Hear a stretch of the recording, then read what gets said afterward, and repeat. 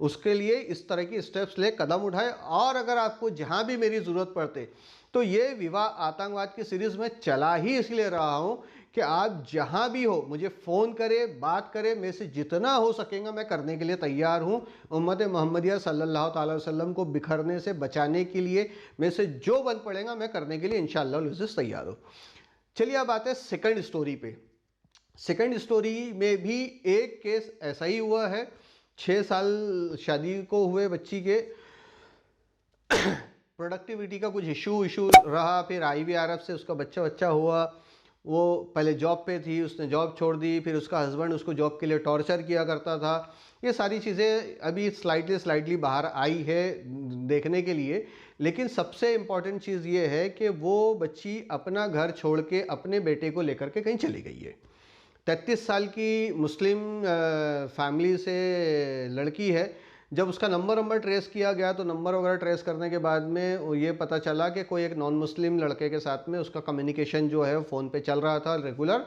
और last visual जो CCTV के आए हैं उसके लड़के को आगे और उससे पीछे एक क्यू में खड़ा हुआ देखा गया है। अब वो चाहे एयरपोर्ट का है या कहाँ का है वो अभी आगे पता चलेगा। कहा जा रहा है एयरपोर्ट का है, लेकिन मेरा पॉइंट जो है वो कुछ और है। मेरा पॉइंट ये है कि अब ऐसी सूरत में कि सिर्फ नंबर निकल के आए, पुलिस ने मोबाइल नंबर को ट्रेस किया, मोबाइल नंबर से नंबर निकल के आए और नंबर से ये पता चला कि वो लड़का नॉन मुस्लिम है। तो यहाँ घर के सब लोगों के जहन, नज़र और नज़रियात सब बदल गए। भाई जहन, नज़र और नज़रियात बदल देने से क्या होगा? आपको पता चल पाएगा कि वो उस लड़के के अप्रोच में कैसे आई, आपको पता चल पाएगा कि वो लड़के ने उसको कैसे फ्रेम किया, आपको पता चल पाएगा कि उसको कैसे टारगेट किया उसने, आपको पता चल पाएगा कि वो लड़का उसके साथ उसके वाकई में रिलेशन है या फिर ह्यूमन ट्रैफिकिंग का कोई नेटवर्क काम कर रहा है पीछे। आपको पता चल पाएगा कि वो ऑर्गन ट्रैफिकिंग का कोई नेटवर्क काम कर रहा है। आपको पता चल पाएगा कि हिंदुत्ववादा सोसाइटी के जो संगठन हैं जो मुस्लिम औरतों को गुमराह करने, लड़कियों को गुमराह करने के लिए लाखों रुपये दे रहे हैं, उसमें से कोई है। या फिर जो मैंने पहला केस आपके सामने रखा वो है। तो मैंने उनके घर के लोगों को से भी कहा, भाई आप ऐसे कैसे बैठ सकते हो यार, अनलेस एंड अनटिल जब तक कि आप उसको फाइंड आउट ना कर लो प्रॉब्लम को, अनलेस एंड अनटिल जब तक कि आप ये पता ना कर लो कि उसके पीछे का रीज़न क्या है। ठीक है, अगर हो सकता है कि उसका अपने शौहर से बदजनियत, उसके जुल्म के आगे वो एकदम ही ज़िंदगी से बेजार हो गई हो और उसने ऐसा कोई कदम उठाया है, तो भी उस पर मेहनत करो, काम करो, उसको घर वापस लाओ, घर वापस ला के उसको समझो, समझ के समझा करके आगे उसका पहले शौहर से तलाक कराओ, तलाक करा करके फिर उसकी तो ज़िंदगी को आगे बढ़ाओ। और अगर नहीं तो पहले शौहर के साथ कुरान के हुक्म के मुताबिक उसकी ज़िंदगी को वापस से सेटल करो। तो कुरान की हुक्म के मुताबिक उसके शौहर को भी चाहिए कि वो उसको एक्सेप्ट करे, कबूल करे, ना कि इनकार करे, ना कि धिक्कार करे और ना ही अपनी ज़िंदगी से निकाल के बाहर फेंके। तो बहरहाल अगर ऐसा कोई केस आपके सामने आ रहा है तो उसे छोड़िए मत, बिल्कुल उसे आखिर तक ट्रेस आउट कीजिए, ट्रेस आउट करके उसे वापस लाके समझने समझाने की कोशिश कीजिए। जस्ट बिकॉज ऑफ कि किसी के नॉन मुस्लिम लड़के का नाम आ गया है तो आप अपने सारे ख्यालात, सारे तासुरात बदल मत दीजिए, क्योंकि कुरान हुक्म जो दे रहा है एक शौहर के लिए वो ये है कि ऐसी बीवी अगर किसी की गुमराह हो गई है तो उसे वापस ला कर के अपनी ज़िंदगी में वापस से ढालना है, नेकी की तरफ लाना है, दीनियात की तरफ लाना है, हिदायत की तरफ लाना है और उसके साथ वो हुस्न सुलूक करना है जो उसने पहली रात वाली दुल्हन के साथ किया था। तो दोस्तों ये दोनों फैक्ट स्टोरीज नागपुर से है, ये दोनों फैक्ट स्टोरीज मैंने आपके सामने रखी है। ये दोनों फैक्ट स्टोरीज इसलिए रखी है ताकि ये जो नेटवर्क काम कर रहे हैं इस सारे चीज़ों के पीछे, जैसा मैंने आपसे बताया कि केस 1 में तो पूरी वकीलों की टीम निकल के बाहर आई। अब तो अल्हम्दुलिल्लाह मैं नॉलेज के मामले में उनको जितना भी आर्गूमेंट किया वो आर्गूमेंट दीन, दिनियात, CPC, IPC के धाराओं के तहत किया। तो वो CPC, IPC और मुस्लिम पर्सनल लॉ के अकॉर्डिंग हम वो चीज़ें जो है अपनी प्रेजेंट करने में कामयाब हुए। लेकिन ऐसे कितनी जगह है जहां आप नाकामयाब हो।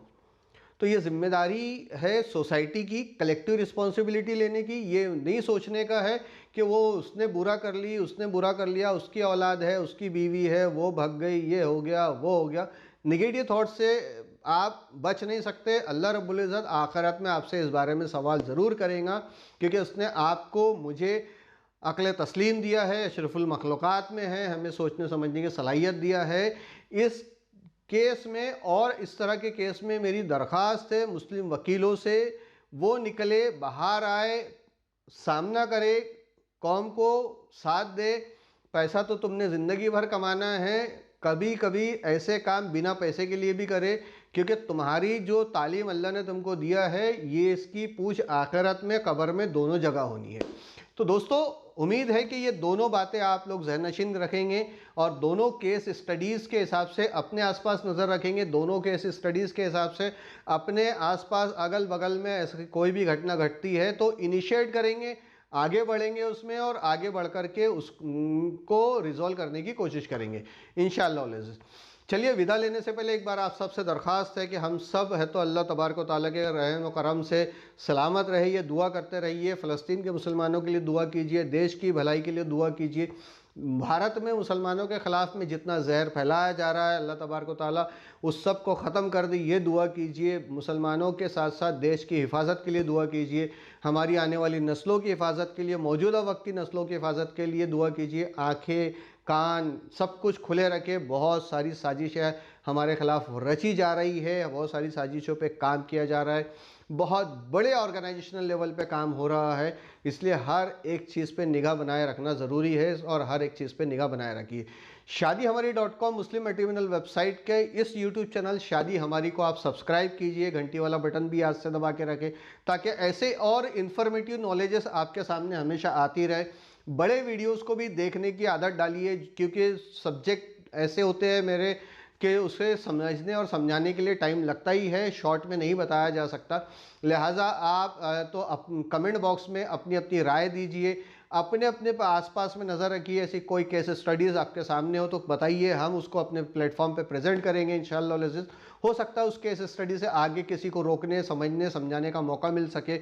और स्क्रीन पे जो बारकोड आप देख रहे हैं, इस बारकोड पर इस वीडियो की जो भी वॉच वैल्यू आपको सुटेबल लगती है, वो वॉच वैल्यू आप इसकी अदा कीजिए, ताकि और ज़्यादा बड़े प्रोजेक्ट्स के ऊपर में काम किया जा सके, इस प्लेटफॉर्म को और बड़ा बनाया जा सके। मिलेंगे इंशाअल्लाह अज़ीज़ अगले फिर एक किसी नए वीडियो में, तब तक के लिए इजाज़त दीजिए। जज़ाकल्लाह खैर, अल्लाह हाफ़िज़।